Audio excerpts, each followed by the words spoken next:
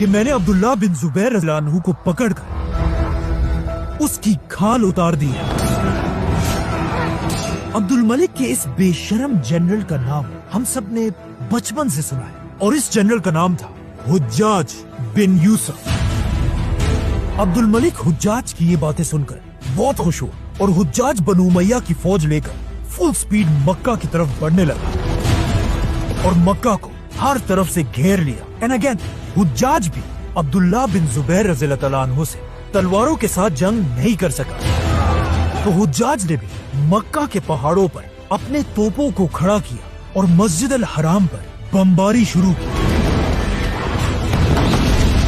حجاج نے مکہ کی مسجد پر اتنے پتھر برسائے کہ ایک پتھر سیدھا جا کر کعبہ کو لگا۔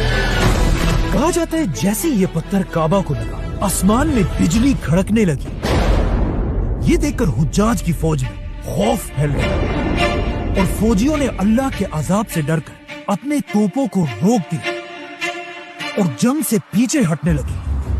یہ دیکھ کر حجاج خود آگے بڑھا اور اپنے ہاتھوں سے پتھر اٹھا کر توپ میں رکھا اور دوبارہ کعبہ پر بمباری کرنے لگا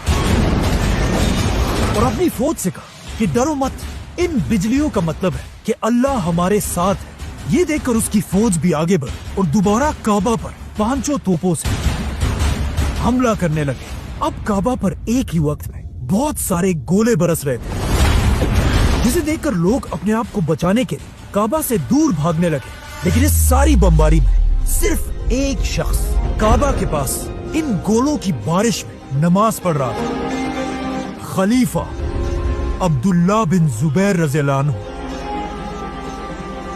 آہستہ آہستہ حجاج کی فوج مکہ کے سینٹر کعبہ کی طرف بڑھنے لگے اور حالات اتنے خراب ہوئے کہ سب کو سمجھ آ گئی کہ اب خلیفہ عبداللہ بن زبیر حجاج کے ہاتھوں سے نہیں بچ سکتے، جسے دیکھ کر بہت سارے لوگ خلیفہ عبداللہ بن زبیر کو چھوڑ کر بادشاہ عبد الملک کی سائڈ پر جانے لگے اور عبداللہ بن زبیر اپنے کچھ ہی ساتھیوں کے ساتھ خلافت کو بچانے کے لیے کھڑے رہے۔ جس کے بعد عبداللہ بن زبیر رضی اللہ عنہ آخری بار اپنی ماں آسمہ رضی اللہ تعالیٰ عنہ سے ملنے گئے، جو ابو بکر رضی اللہ تعالیٰ عنہ کی بیٹی تھی، اور اپنی ماں سے سلام کے بعد کہا کہ آج میری زندگی کا آخری دن ہے، جس پر ان کی ماں نے انہیں بہت دعائیں دی۔ اور اسی کے ساتھ خلیفہ عبداللہ بن زبیر اپنی تلوار لے کر حجاج سے آخری لڑائی کے لیے اپنے گھر سے نکلے،